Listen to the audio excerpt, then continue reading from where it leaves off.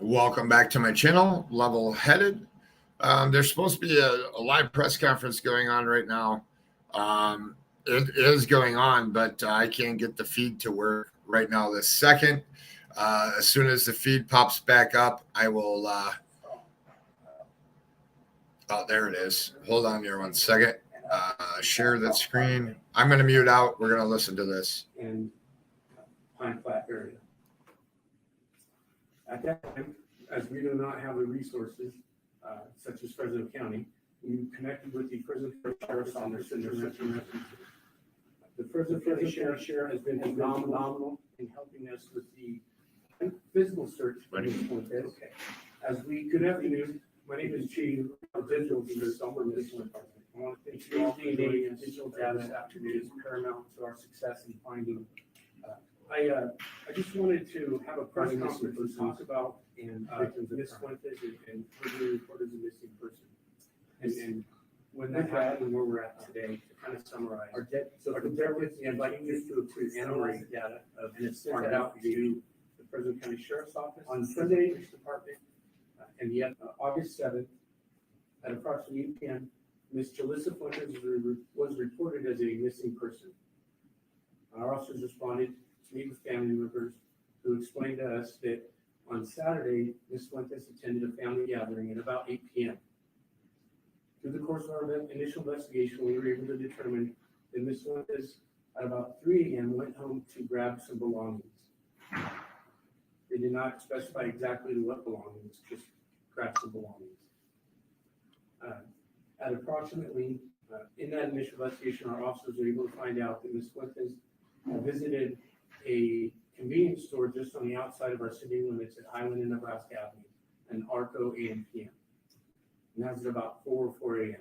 Ms. Fuentes is seen on video entering the store, purchasing some items, and then getting into her vehicle and leaving westbound on Nebraska Avenue from that AM PM. At that moment in time, she appears to be by herself at about 4 a.m. on a Sunday morning. On Monday, August 8th, investigators actively begin working the investigation and are able to get an emergency ping on her cell phone. However, later that morning, the phone did not continue to ping on Sunday, August 7th. On Tuesday, August 9th, family members have been phenomenal and done a great job of getting us information, getting us leads and tips, in which we followed up on in the area just west of the city of SELMA on the Nebraska and Fowler, Nebraska and Floral area. Many times the family's gone out there and searched the area. We sent our investigators out there with our drones to also search the area. However, we were not able to get any positive results on the location of Ms. Fuentes at that time.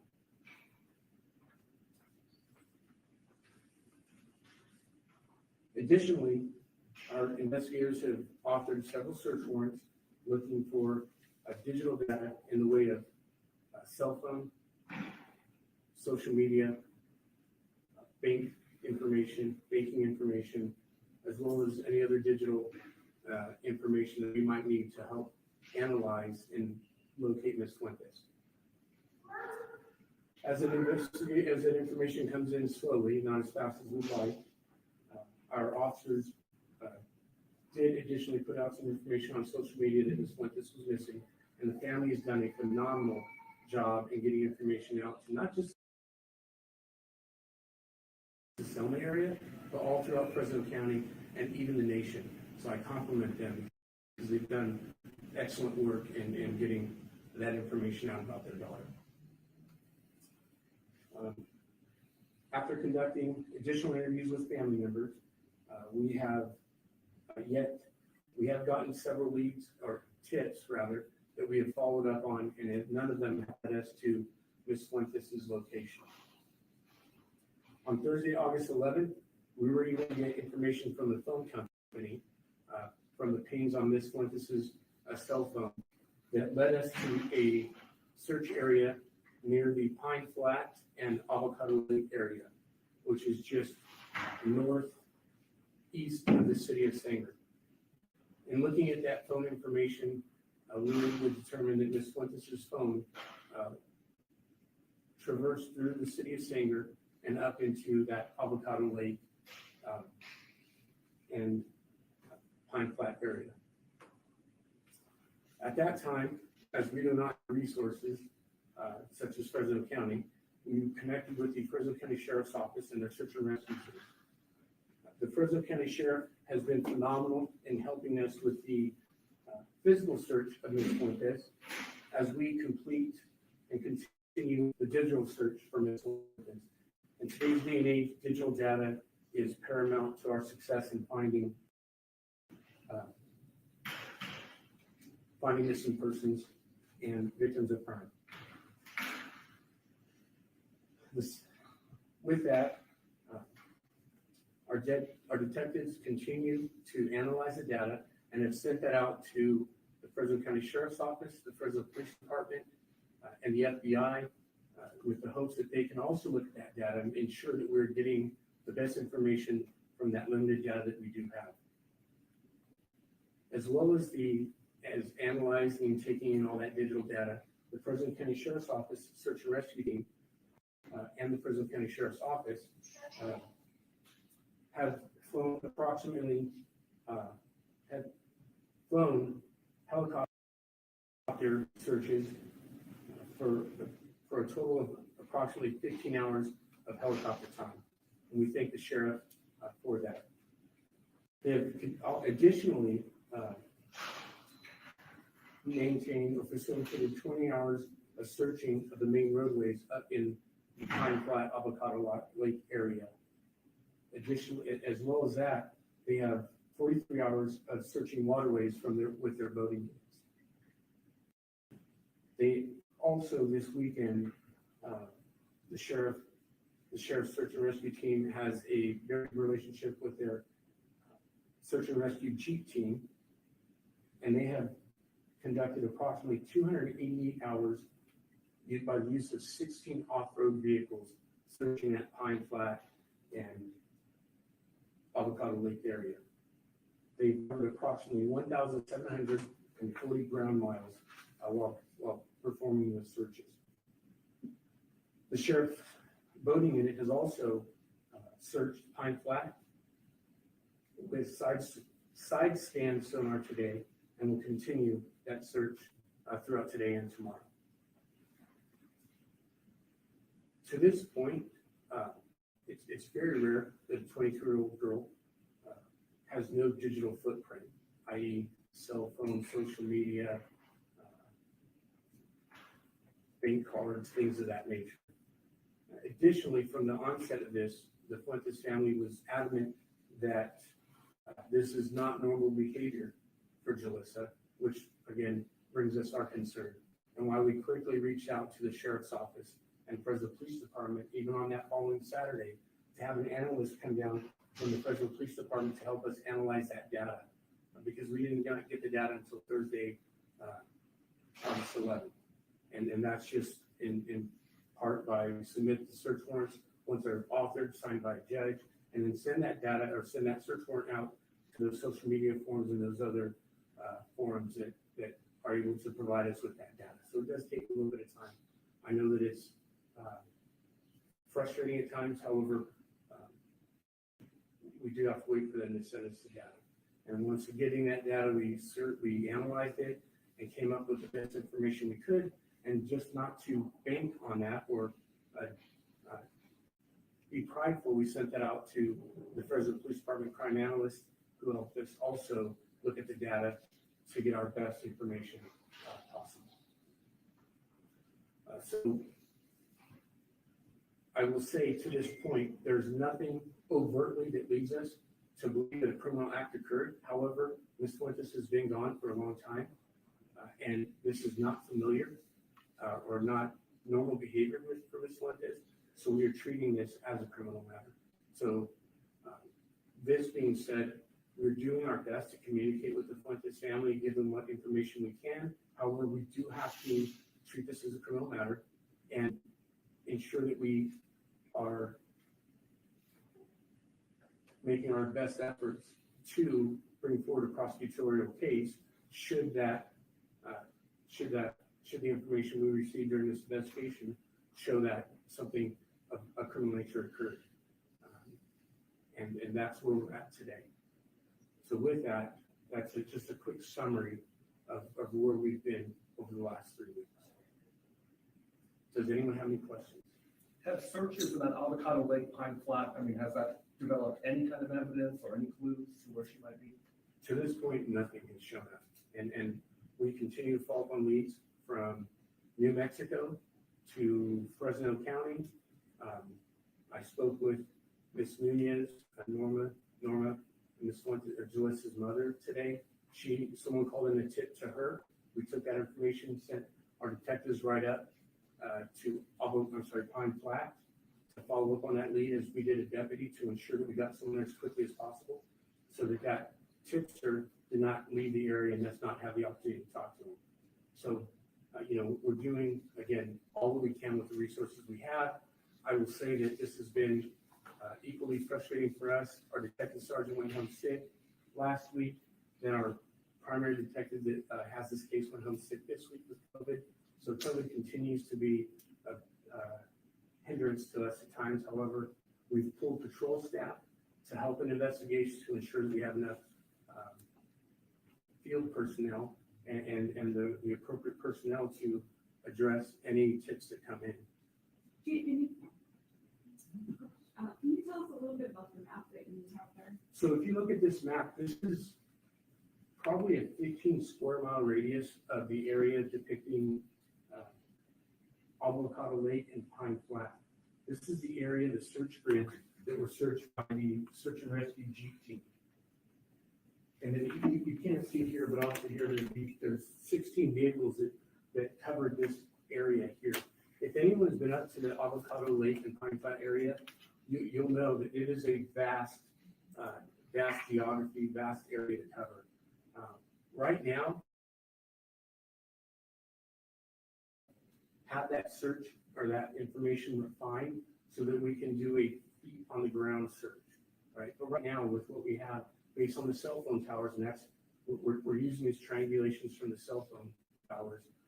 We're trying to refine that search area so that we can go down and do a more specified search. However, with what we have currently, this is an enormous area to cover on foot. It just is, and we've had Fresno County's search and rescue team members run into the family up there, and they all understand it's an enormous area.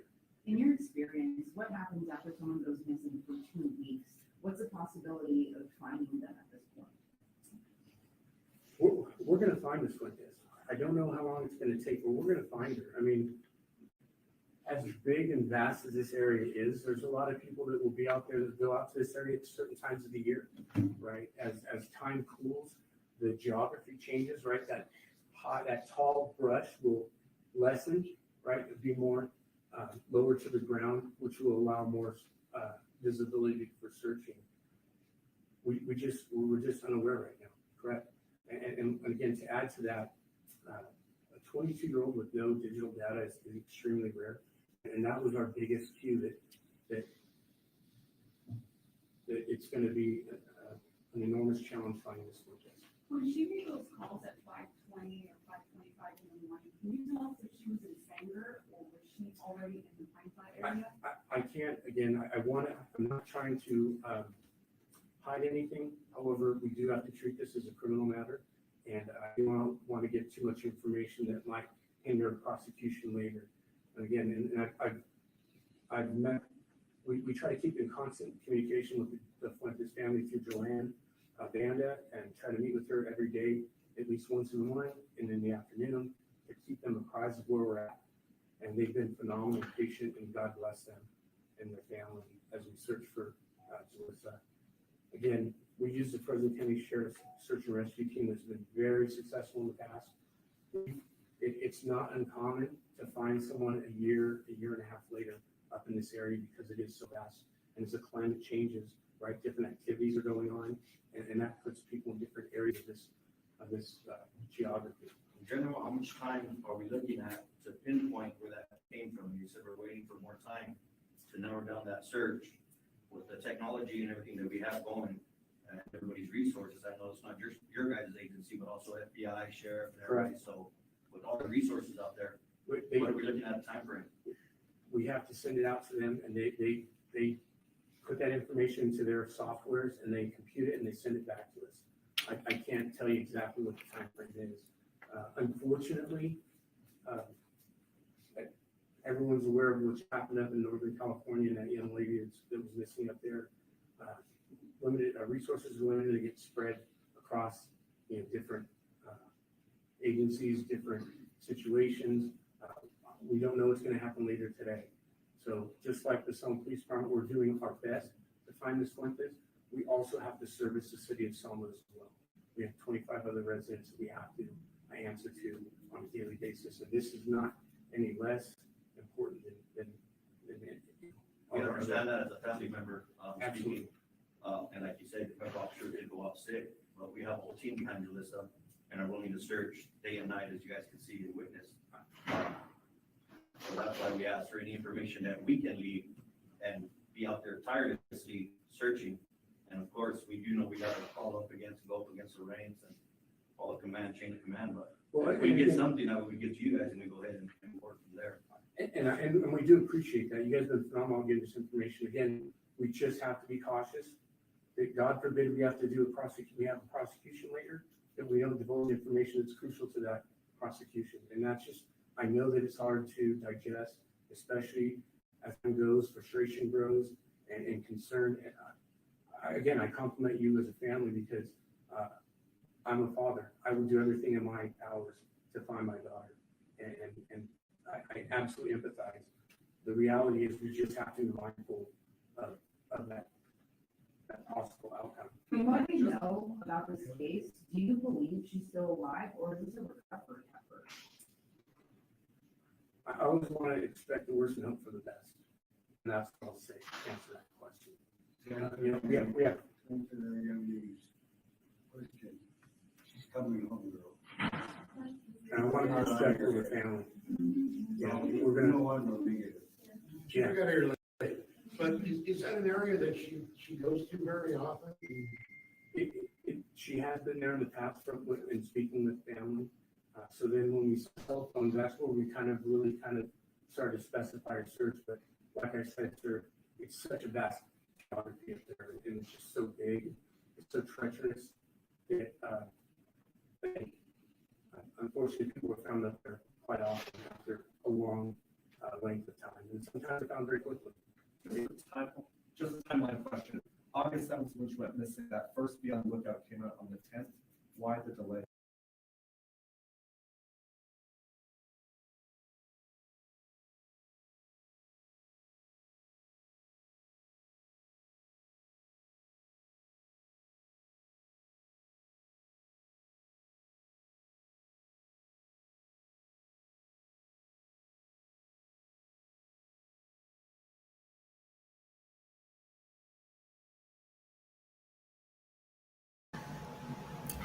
Sit tight for 1 second. Let me see. I spoke with Norma and then so I asked to get it, and we take no offense. You all being here, everyone, your family, everybody being here is exactly what we want. The more eyes that we have talking about Jolissa, the better off our odds are of finding her. So absolutely, sir. That's all we want is to find this one. All we ask of the family is keep that line of communication open with us as much as possible, and we want answers as much as anybody else, so that's even more so. Understand. Well, what I'll say is I communicate through Joanne Banda every day. Since our primary investigator that was officially handed the case is sick, we've turned it over to Detective Figueroa. So I'm going to be communicating with Joanne. I called her this morning as soon as I got into the office. We spoke Friday afternoon when they got the information about the tipster from New Mexico. So if there's a good, honest lead, we're going to keep the family apprised of that, as long as it doesn't hinder a criminal case, if you will. And again, there's nothing to say that the criminal matter occurred. However, we have to keep every option open, right, for purposes of investigations.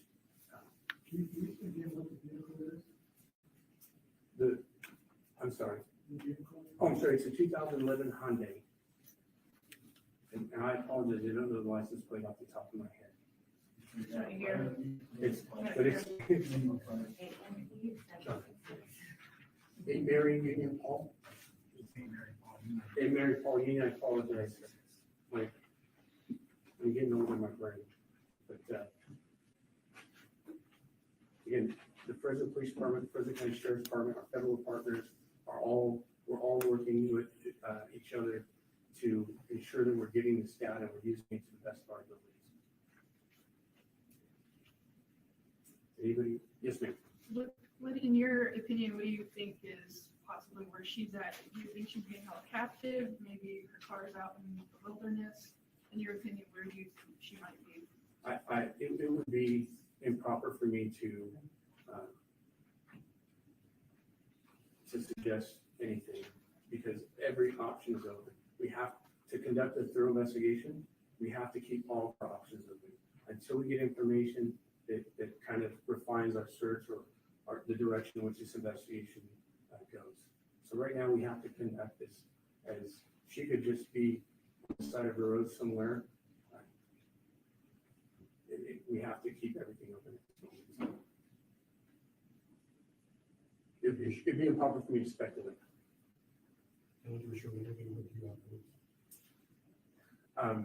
So I'm going to just kind of give this interview and then wrap it up from here, sir. We've got lots of information that we've got to get to. But again, I'm not trying to be difficult. I just, that's why I wanted to do this. I will tell you that since this case, we have spoken with news stations as best we can, and it just consumes a lot of time. That's why I want to bring everybody together to just get the information out to where we are. We're not hiding anything. We're trying to be as transparent as we can. I would love to give you more information, but I have a responsibility to the investigation and to the family. So on behalf of the family, thank you for having the press conference today. And please, what we say is keep that line of communication open as much as possible. Yes. Absolutely. And with that, we've kind of central pointed speaking with Joy and Vanda so that it just saves time. We're more efficient. And I don't, you can go to a crime in today's day and age and two witnesses say, I saw a green car and the other one say, I saw a blue car. So we just have to be very careful, especially now, because everything that we say, we're responsible for. And we want to be able to get information out. It's got to be the best information with that balance of the things that we have to consider in our culture. We're glad about two, and the other one we do not, the media. They're on it. Yes, they are. Believe me, they're on it. You see them, so thankful, really seriously, guys. That means a lot to, because I understand their viewpoint of disclosing. I understand that. This is like in this room right now, the way I look at it, we might be saying something about the thing and everything, and I'm sitting here and I'm hearing everything, and all of a sudden, they're getting close to us. You know what I mean? So you have to be very careful what's being said. I understand all that, and that I appreciate. But, like I said, even the media, just feel real good that they're on it. They're on it. They're still on it. Keeping her story posted, Yes, live and yes, active out there, and yes. don't let it die down. So thank you guys. Absolutely. And again, I compliment the Fuentes family for getting the information out, getting me involved. And then again, we don't see this as a hindrance or a negative thing. We see it as a positive. We've got to be very efficient with our time and your time, the media's time. Again, I think we're even live streaming today because we have news stations beyond our region that want information as well. And if that's what we need to do to get the information out, then we'll do so. We will, if we get more significant information, we'll conduct another press conference. But right now, this is what we have, and this is where we're at. Unfortunately, I wish we had better news, but it is where we're at today. I have a question to the TV people. Is anybody doing this the same? We are. Yeah, we are. Great. Thank you. And I'm sorry that we did not broadcast in Spanish. Yes, we know that, no problem. But it's good enough to get by on the streets, but I would be not be doing any justice trying to speak Spanish, something of this magnitude and with this kind of information and verbiage that I don't normally use on a daily basis. So, you know, name, date of birth information, I get you all day long. But something this magnitude has to be right. I wouldn't disrespect the language and try to do so. I have a question. So how valid is that ping on Avocado Lake, and should we continue to search that area? Well, the data this data is not, it's very conclusive. That was the last area that the phone pinged in. Again, the phone. Did anyone, sorry, because I know it's just rumors on Facebook, but somebody said that there's been like 3 other pings in that area that were wrong. What I would say is there's going to be, and I spoke with Joanne about this. Now that this information is being broadcasted all over the nation, you're going to get we'll get a lot of information. And we have to be very careful on how we vet that information and its credibility.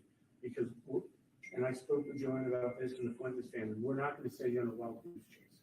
So we're going to, if we have good information and we, let's say we go out and search it and we have no findings, if we feel it's proper, we'll get that information out to the family. We know the family has an enormous amount of resources. And again, kudos to them. I compliment them for doing all that. Again, we're all parents, or many of us are parents who would do the same thing.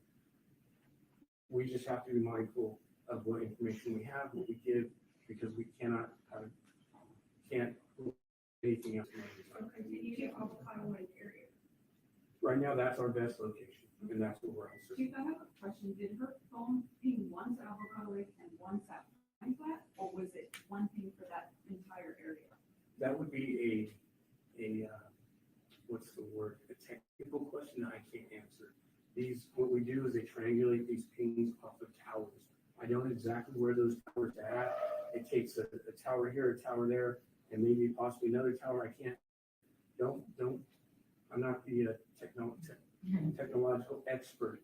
Again, I'm just trying to give a idea of how that information, how that technology works. It takes those cell phones and tries to triangulate as best it can. We understand that there's media now that is more refined, such as Google, and we're, again, as the data comes in, we take it, we analyze it, and try to refine that search, because we want to put people on the ground, but we can't physically search a 15 square mile, especially in this terrain. We're not going to do something just to do it. It's got to be efficient. It is dangerous terrain. Right now it's hot, rattlesnakes, dehydration, heat stroke, all those things are things that we have to be concerned with. So we take all those things into consideration and try to be as mindful of that when we give information out. You know, not I know very much, but please feel for yourself and all officers and everybody here to lead you to it. Put a doctor, hear his voice. I agree, sir. Just put a mind on it. Yes, sir.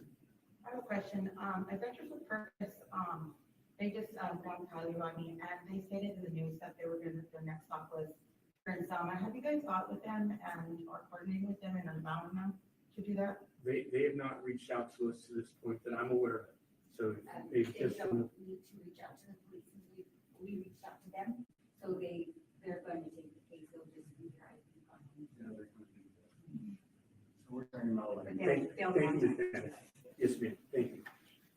And again, the Fresno County Search and Rescue Team is also aware as well, because they got information when they were searching and they ran into a family member up in that area. So again, we're trying to be as transparent as we can, but then be mindful as well of the things that we're responsible for. So I appreciate the family's understanding, their cooperation, and again, our prayers are with you. We know this is a difficult time. Thank you for your patience with us. Or do people call if they have any tips or information leading to this? Where could they reach you? 559-896-2525. 559-896-2525.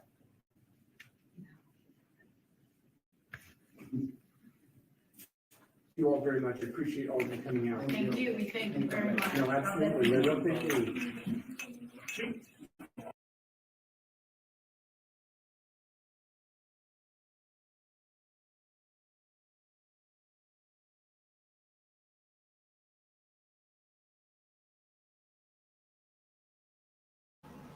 All right, there we have it. This is kind of heartbreaking. That was an interesting press conference for the first time for them. And what we will do is just continue to bring awareness and to keep everything out there. And as I always say, this is for Jolissa Fuentes. She went missing on the 7th. I do have other videos that you should go check out if you need to get caught up. That's an interesting one. We need to let that one settle in. And until the next one, if you see something, say something.